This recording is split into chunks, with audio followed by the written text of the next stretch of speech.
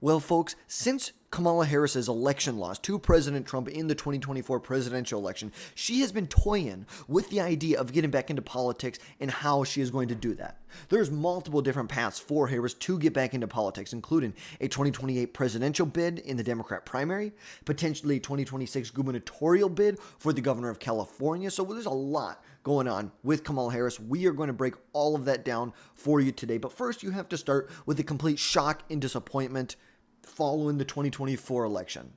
We know Kamala Harris lost the 2024 election to President Donald Trump by 312 electoral votes to 226 electoral votes. She lost the popular vote by about 1.5 percentage points, earning roughly about 75 million votes.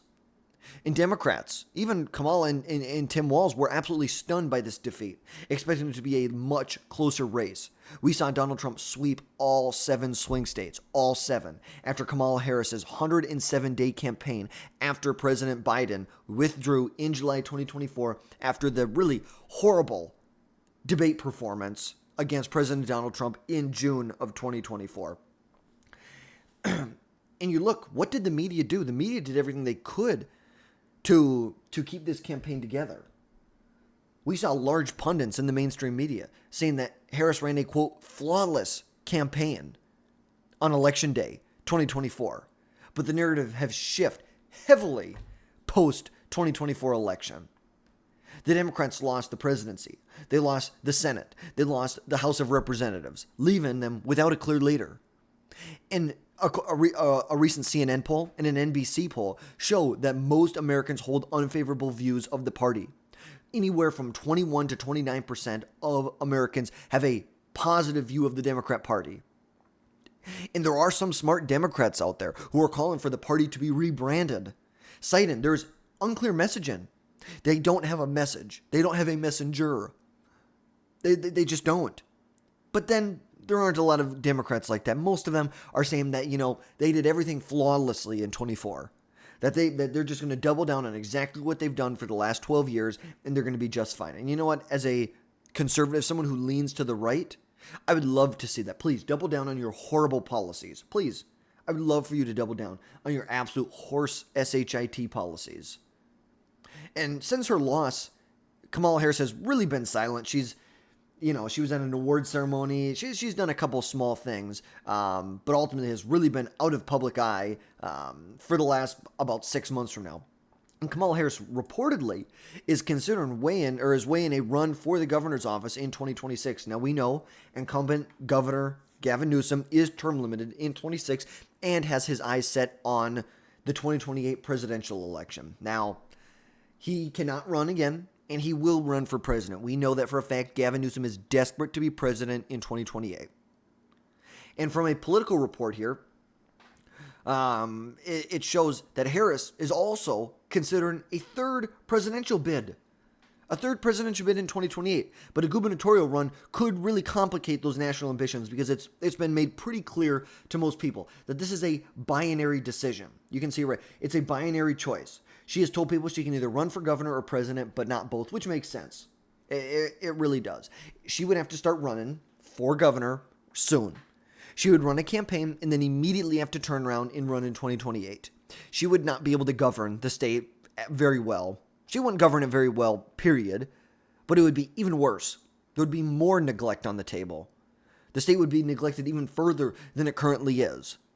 We saw recently that the state of California is having to borrow $6 billion to fund their Medicare program that allows illegal immigrants to be on Medicare. They're taking loans out as a state when they have one of the highest deficit of a state in our country, and yet they're taking out loans to pay for medical insurance for illegal immigrants who should not be in this country to begin with.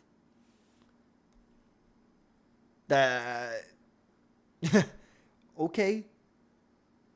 It's like if that's what you guys are all about. But ultimately, we know that if she were to run in 2026 or 28, it's going to be a struggle. And I think as of right now, it would be safe to say 26 would be safer than 28. Because I think there's a lot of donors and supporters who see that as a much stronger path than a presidential run in 2028. And even one donor who didn't want to reveal his name said that in March of 2025 that a 2028 presidential run would be very bad and embarrassing for Kamala Harris, saying that there's a lot of donor fatigue in the struggles post 2024 campaign, make it hard for any of these big donors to throw more money at Kamala Harris.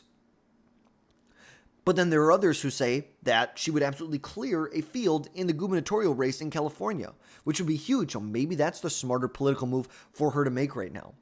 Now, running for governor in 2026 would require a campaign started very, very soon, leaving, like we said, no time really to pivot for 28. She would immediately have to turn around and pivot for 28 if she were to run for the presidency. Which, if she ran for governor, she could delay the presidential run until 32, but that's a pretty long wait in politics. That's 7 years away. That's a pretty long ways away, and a lot can change over the next 7 years. But she has to make a decision because ultimately there are other big Democrats like Katie Porter who are jumping in this race. Like Xavier, I don't know how to say his last name, but the former Secretary of Health and Human Services under Biden. He was the former Attorney General of California. A lot of big names jumping in this race here. Rick Caruso. That's at least on the Democrat side. So the field is getting pretty packed as of right now. But she may still have the opportunity to clear the field if she jumps in. Because and now looking at the 2028 Democratic presidential primary, it is shaping up to be a pretty crowded. It's weird. They don't have a deep bench, but it's going to be pretty crowded. Some potential candidates include Pete Buttigieg, who's the former Secretary of Transportation, who ran a pretty strong, relatively speaking, campaign in 2020 and then dropped out and endorsed Biden. You have Gavin Newsom, who's the current governor of California, who, like we've said, built a huge national profile on being a part of the resistance to Donald Trump in his first administration.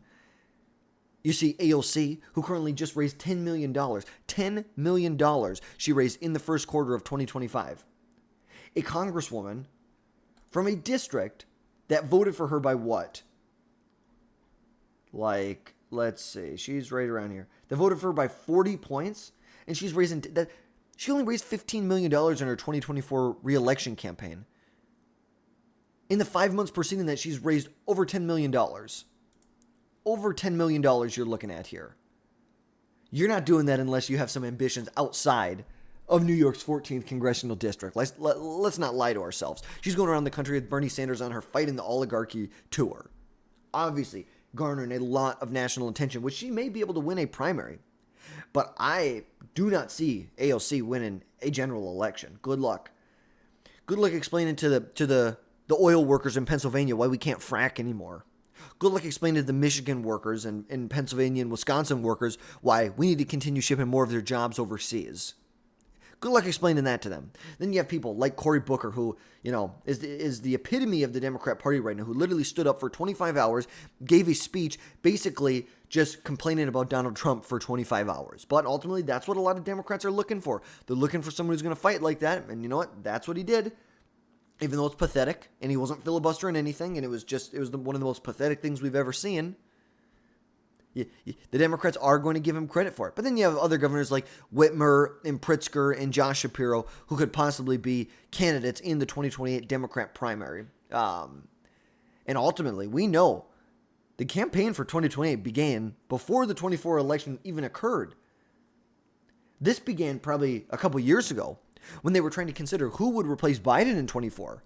But then, of course, we know Biden went through, decided he was going to run, then withdrew, and really just put the Democrats in a really, really bad situation. But here's the reality of a 2028 run for Kamala Harris. When you're looking at the polling here, you can see she clearly has an edge. Her universal name recognition gives her a pretty big edge. But she's a two-time loser. And ultimately, most voters know who she is. I don't think all voters know who Pete Buttigieg or Booker or Newsom or Whitmer or Shapiro or, I shouldn't say Walz, but I don't think they know who they are. And maybe Tim Walz at the top of a ticket is a different person. So ultimately, she is at the highest name recognition she probably ever will be. Most people have a decision on her, and yet she's only pulling a fourth of the Democrat primary vote. That's pretty low. That's pretty weak. And a recent poll came out with Buttigieg up 4 points on her in a crowded field.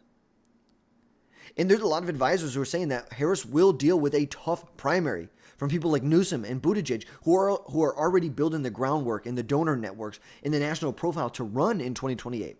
You saw Buttigieg not going to run for the Senate or governor's race in Michigan. Gavin Newsom obviously is term limited. You're seeing Kamala Harris obviously could run in 26. We don't know yet. But then you look at Tim Walz.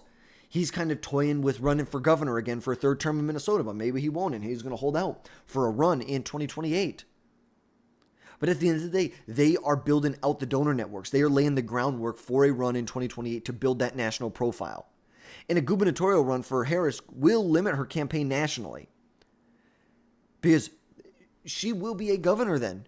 There's a reason that Whitmer isn't running for the Senate. There's a reason Buttigieg isn't running for the Senate or the governorship. There's a reason all these people are not running for elections. Simply because they know it will take up too much of their time. They need to focus on their national campaign, their national profile. And the only way that Kamala Harris is going to get the nomination in 28 if she runs is if she somehow can position herself as the leader of the resistance to Donald Trump, which I think disappearing, and she's really disappeared for the last 6 months. Disappearing like that is not showing that you're the leader of the resistance. A leader gets out and leads. A leader doesn't go away to their house and disappears. A leader stays out in front of the public eye and keeps moving forward. But she really has yet to do so. And like we said, she does lead a lot of these Democrat primary polling, which shows that she has name recognition. But ultimately, I feel like there's going to be a lot of hesitancy from donors to throw more money behind her. You know, like we said here, she is only running 10 points ahead of Pete Buttigieg. Only 10 points. That's not good for someone who was the vice president of the United States and was the nominee in 24. You should be seeing her plus 50 percentage points for 50% of people wanting her again. Now, ultimately, 62% of Democrats in most of these polls, or I should say Democrats and Democrat-leaning independents, want Harris to play a major role in the future, but ultimately, that doesn't necessarily mean that she's going to be the president. That could mean the governor of the largest economy, the largest state in our nation. But I think there's a lot of people, Democrats and donors alike, are divided.